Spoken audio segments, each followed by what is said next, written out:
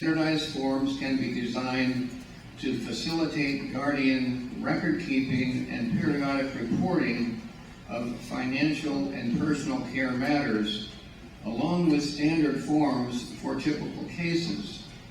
Guardianship facilitators could be made available in courthouses to assist lay guardians, and the new limited license legal technicians might provide less expensive assistance to lay guardians. Perhaps an appointed lay guardian's periodic financial and care reports can be submitted online, and some review hearings might be held by telephone or video conference even in the evening to reduce the burdens on lay guardians. Next slide, please. Tom, it's your turn.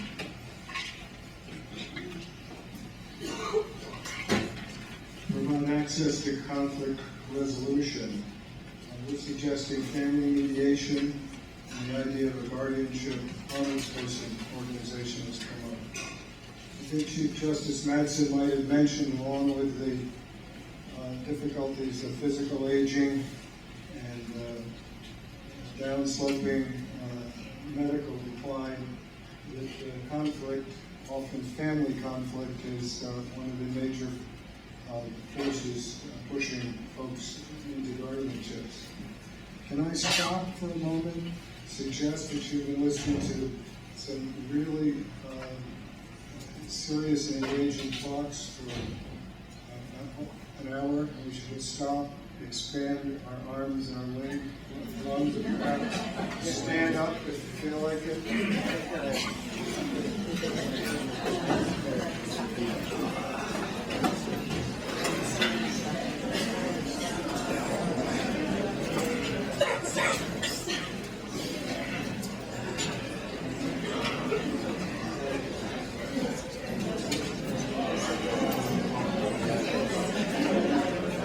Bruce reminds me we have quite a little bit to say here, and how the microphone works. So as we begin to slow down,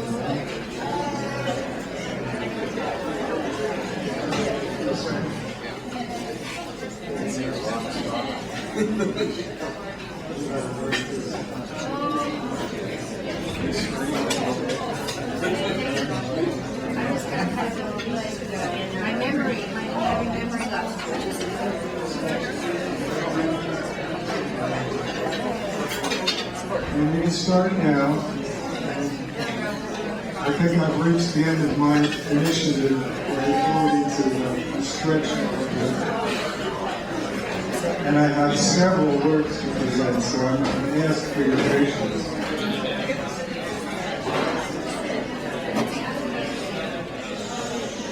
Can you hear me in the back of the room?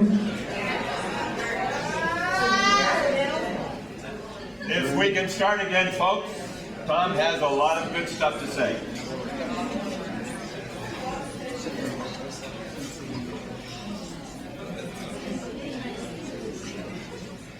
As our Chief Justice mentioned this morning with her own family story, a large portion of seniors experience moments or periods of severely reduced capacity near the end of their lives, and it can happen to any of us.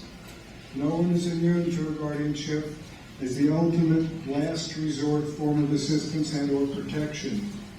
RCW 1188, the statute for guardianship, is very broad, written in a way that can include anyone. This threat can be intrusive and lead to complex decisions where family and friends have diverse views and objectives. Read again the word conflict.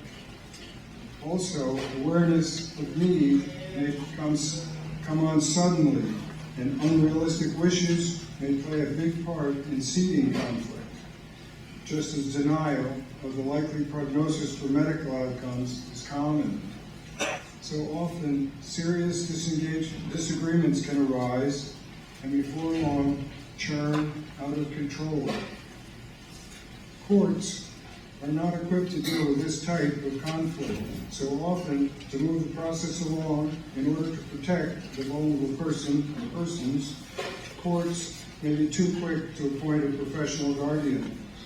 Thus, the vulnerable person would be much better served by a system which provided access to specialized conflict resolution resources, mediation being one. Currently, professional guardians are placed in the awkward position of trying to address family conflict they are not trained or have backup resources to address. A result of this results in more conflict, disenchantment with the guardianship process, and grievances against the guardians. We recommend taking a proactive approach to address family conflict up front through counseling or perhaps specialized mediation. This could help families reach agreement so that appointment of a professional guardian might not be necessary. Then after a guardian is appointed and there are concerns about the services provided, it has been suggested that a guardianship ombudsperson group could provide an avenue to address these concerns quickly. A skilled or mandated professional group reporting at a high level to the judiciary or another branch of government could be helpful in resolving conflict or bringing focus to policy or structural problems and complaints more effectively, with less spiritual pain, effort, and monetary costs for all concerned. Next slide, please. The issue of educating stakeholders, of which there are many, is central, and there will always be a need to educate. In my view, the most central stakeholders in guardianship are the person under guardianship, their family and friends, and the supporting community that has been around them. We'll all surely agree that a person's existing supporting structure needs to be educated about the meaning and impact of guardianship. But let's not forget education of the stakeholders who may implement and then support in a new guardianship situation. All individuals need to understand that guardianship should be a last resort and not the number one go-to for decision support. Also, that a family or lay guardian may be preferred over the introduction of outsider professionals, that is, a paid stranger. Options less restrictive than guardianship must always be considered. Thus, everyone involved should be better informed about these so-called alternatives to guardianship. Standard solutions include representative payees to assist with money management, informed consent priorities to address healthcare decisions, and other means to achieve supported decision-making. And new ideas are coming along. I learned just a few in the last hour about an idea called the surrogate decision-making committee for medical decisions, where people facing a difficult situation medically can get impartial and qualified advice. All of these are alternatives all stakeholders need to understand. Training can be provided in cost-effective formats, such as webinars, and required continuing education opportunities for professionals. Ideally, more and better training should result in better understanding and improved professionalism that can be better trusted. This, in turn, should result in more good guardianships and fewer not-so-good guardianships. Next slide, please.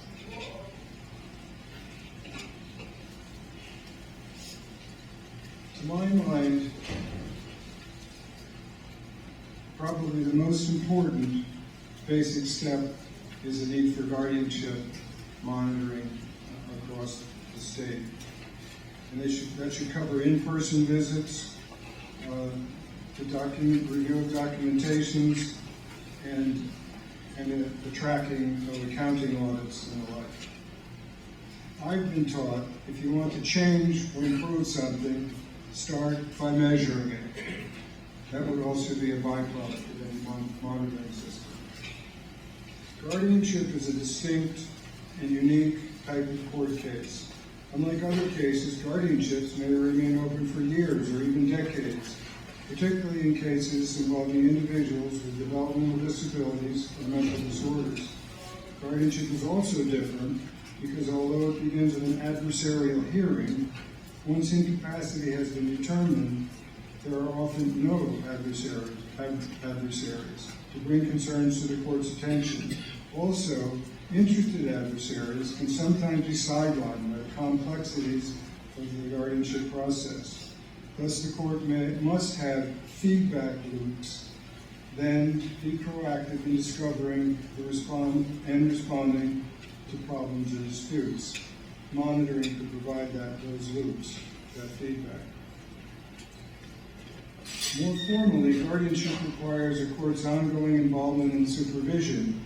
In 1986, the National Conference of the Judiciary on Guardianship Proceedings for the Elderly stated, and I'll quote, "Given the loss of liberties involved, the vulnerability of elderly wards, and the need to ensure the least restrictive alternative, it is essential that the court receive and review information about the status and well-being of persons in a guardianship and actions the guardian has taken." I read this as a statement that guardianship monitoring is an essential mechanism courts must use to review the guardian's activities, assess the well-being of the individual in the guardianship, and ensure that assets and person are being protected.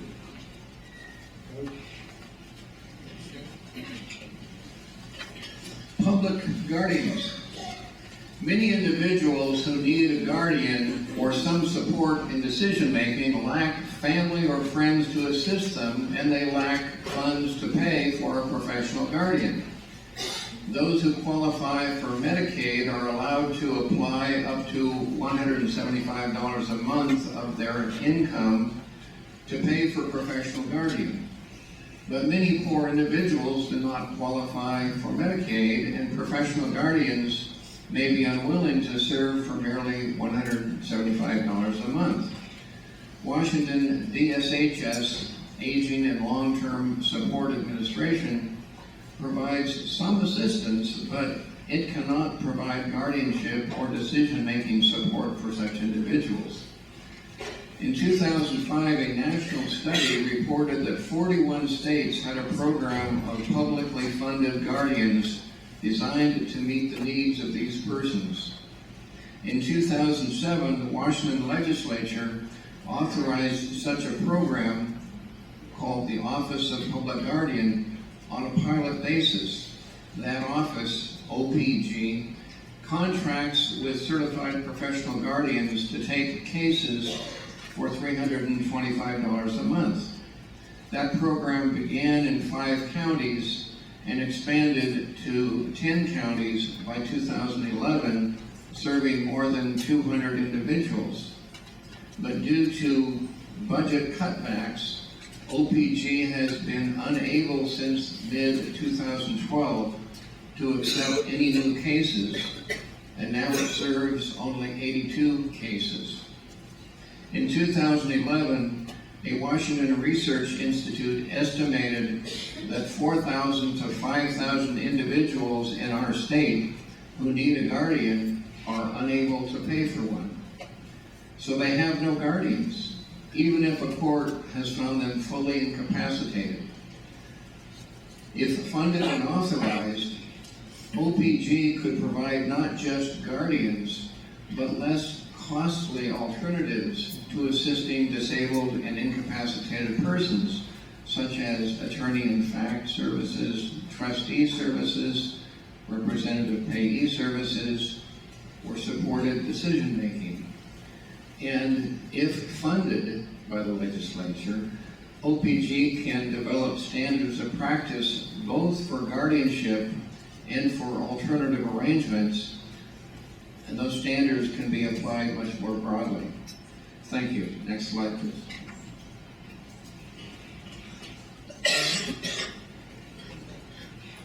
Isolation, I believe, is a fundamental concern where consequences can be devastating. Resources to prohibit isolation can include statute and monitoring followed, supported by discipline. Association with family, friends, and community is essential to the survival and thriving of each of us. Yet removal of the rights of a vulnerable, incapacitated person can too easily imply loss of these associations, where an appearance, even an appearance of loss can have negative impact, most devastating perhaps for a person suffering with dementia. Sometimes criminal contact with a family member or friend can make restrictions on contact seem necessary. Other times, it can seem that restrictions are arbitrary or simply knee-jerk, autocratic decisions taken by an ungifted, expedient, or business-harried court appointee. Existing statutes and guardianship board standards of practice proscribe unjustified isolation of an incapacitated person, while further legislation has been proposed recently, beginning with a bill sponsored by Senator Castema in the Senate in 2009. Yet as numerous personal and media stories and guardianship board disciplinary procedures attest, such isolation continues. While some observers claim that isolation is non-existent, rare, or not a problem. Last year, Senator Conway worked hard to address isolation, and the AOC made a collection both of reported isolation instances in Washington State and of policies and statutes in other states. A collection that should be verified and also updated. Yet, as I understand it, Senator Conway's work group did not find itself ready to propose solutions this year. Ideas have included improved monitoring procedures, as we've mentioned, availability of a guardianship ombudsperson group, improved complaint handling, disclosure, and analysis, and investigating procedures, all of which might be better than new legislation. Yet, all proposed solutions are likely to require broader funding. And of course, funding is always a scant resource, it seems, in these issues. At the same time, as we look at these issues of isolation, I've not seen useful definitions of isolation, where I believe uncensored family visits and contact should be the baseline acceptable norm. Limiting of visits or phone calls, supervising social visits or listening in on phone calls, delaying or censoring personal mail, or using isolation as a threat of punishment or as a carrot to compel cooperation or compliance should all be explicitly forbidden. But they need to be defined before they can be effectively forbidden. A number of other states, as I have understood, have made use of the so-called white lie tactic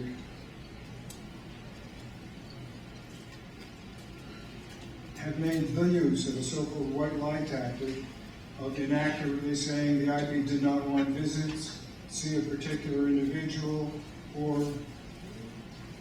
the incapacitated person was unavailable to visit, that making such reports to a third party would be an offense subject to discipline.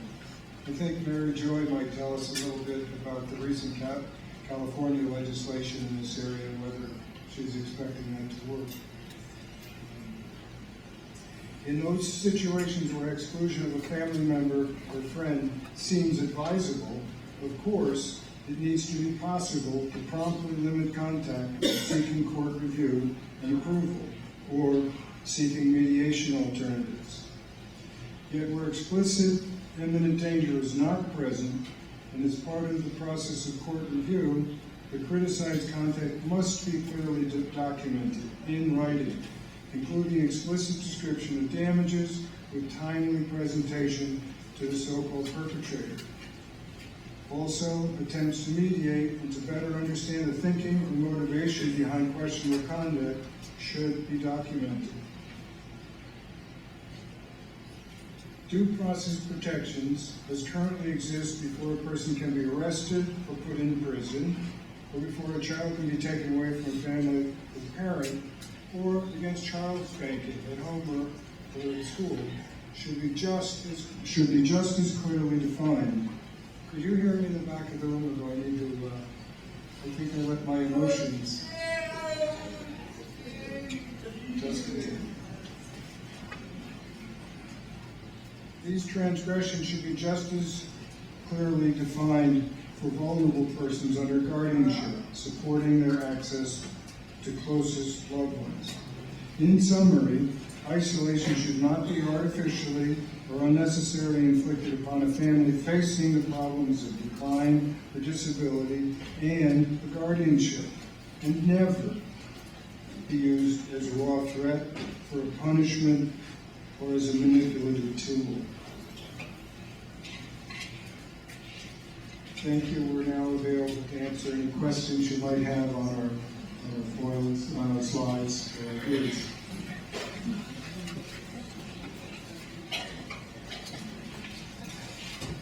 Does anybody have any questions? Yes, Wait just a minute. We're going to bring the mic, and there is also a mic here in the middle of the room if you'd like to stand and come to the mic. I'm fine on sitting here. All right. So, some of the discussion, I was a little unclear what was a new procedure, such as I'm trying to remember the parts of the recommendations. So in some of the discussion of isolation issues and some of the discussion of additional oversight, I was unclear what was being recommended as a routine level of oversight versus when there is a controversy, when there is a complaint, when there are substantial resources. So I'm mindful that in the worksheet, there's a discussion of costs, there's minimal discussion of burdens on family lay guardians. And I'm aware of some cautionary tales. I won't go into the tales, but there are some tales of the burden escalating for a large number of smoothly functioning guardianships. All right, thank you. Yeah. I want to explain the recommendations are very high level. And so you won't get a lot of detail in the recommendations. The detail comes later. After the priorities are set from this meeting, there will be other work groups established to dig in deeper and establish the details. So these are very high level recommendations.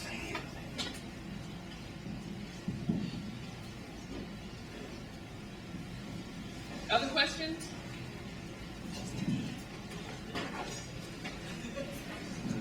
I want feedback. Okay.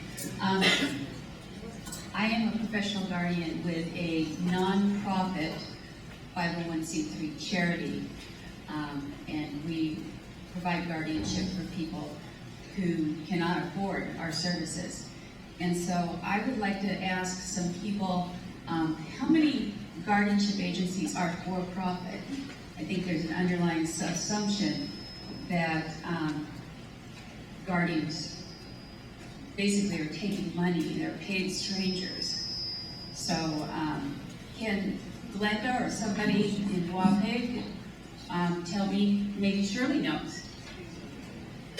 I think there are only 2 nonprofits, but we'd like to take questions about the recommendations. So if you have questions about the recommendations, we're interested in those.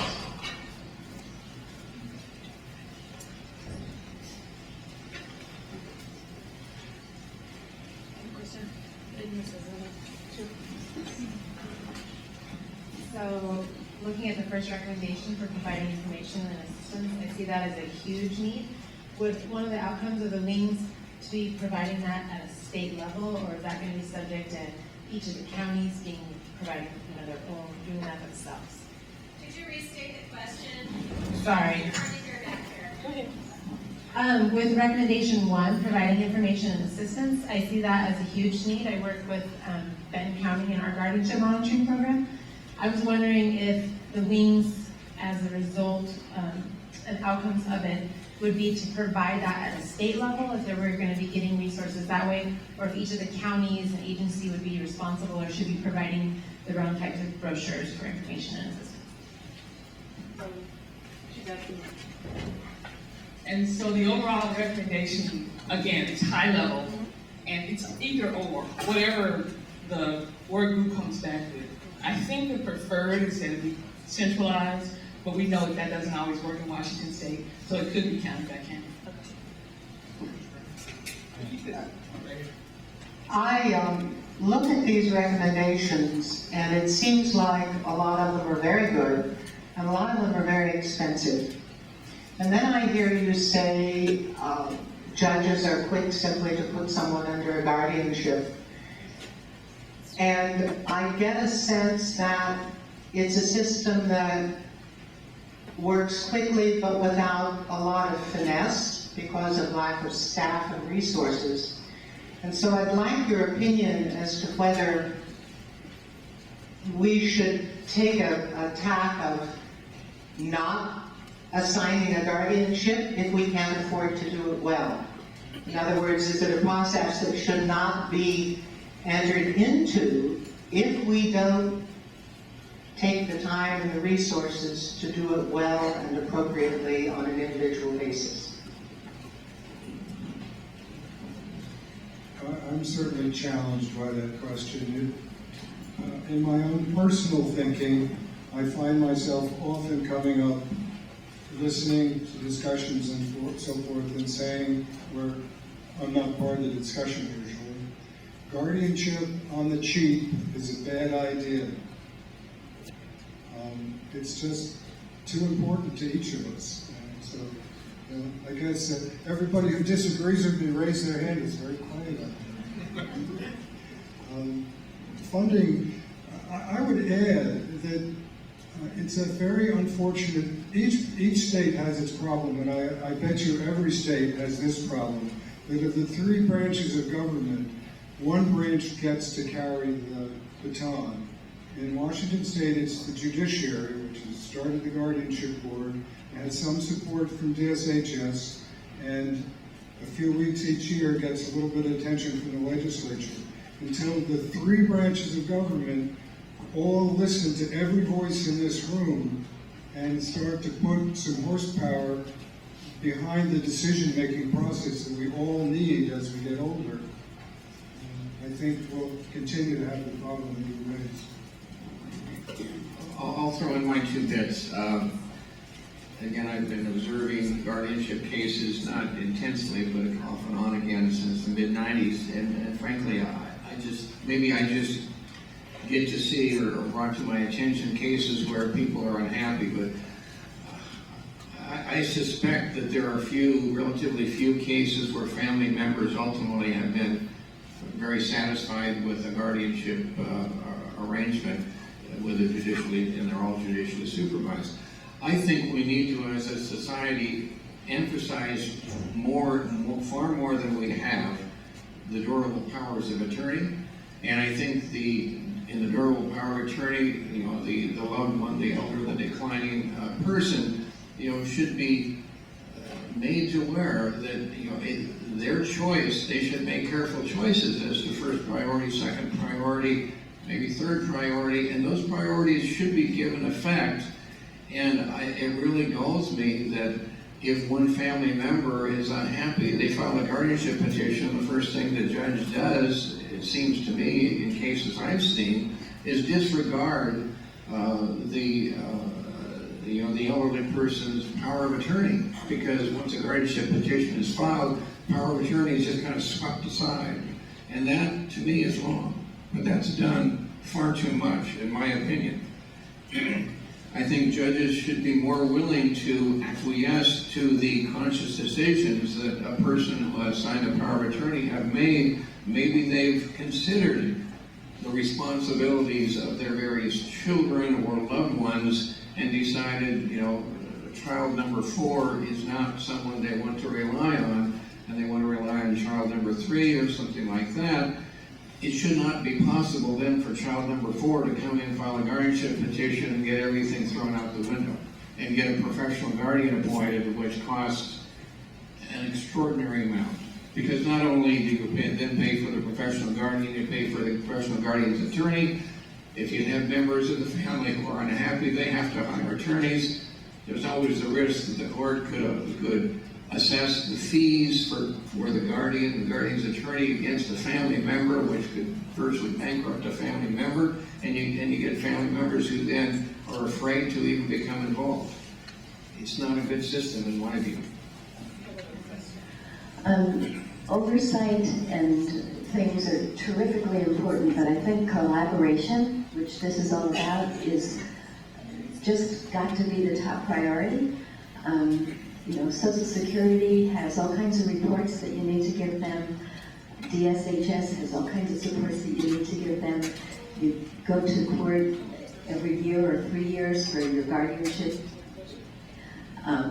If you happen to be in the military, every 4 years you have to put in a report. I think we need to take those reports that exist and see that they do what needs to be done, but not implement new ones. Thank you. We have, I'm sure, many people with many ideas, and we've had excellent ones here. We've had a lot of information we've talked about, and we're going to be taking a break now. And in terms of the breakout rooms, which are across the campus, again, to make sure everyone has healthy exercise and gets fresh air and sunlight this day, they are going to be as follows, according to your name badge, which you will find on it a colored dot. And the dot corresponds to your room assignment. And in your folder, there is a list of room numbers with the assigned color. However, the room assignments are as follows. If your dot is red, you're in room 1045 over in the Wells building. If it's blue, you're in room 1053. Green, and it's not easy being green. It's in room number 1056. Yellow in 1037A. Purple is in 1037B. White is in 1057. And the facilitator has been assigned to each room. So if you would be kind enough to take a break and make your way over there so we can keep it in order, that would be good. We will be back here for lunch in an hour to 10 minutes, and I think Ken has something to share. For those of you folks who might need a little bit of a ride over to the hall, if you need, we do have a golf cart out front. If you need that little bit of help, please contact one of us or show up out front and we'll get you over there as quick as we can. Thank you. And again, the park is right out front here. If you go out to the hall and turn right and go outside, you're fine. So it's a fun ride, folks. And we're on an exciting ride, so have a good morning. Very good presentation. We're a guy with his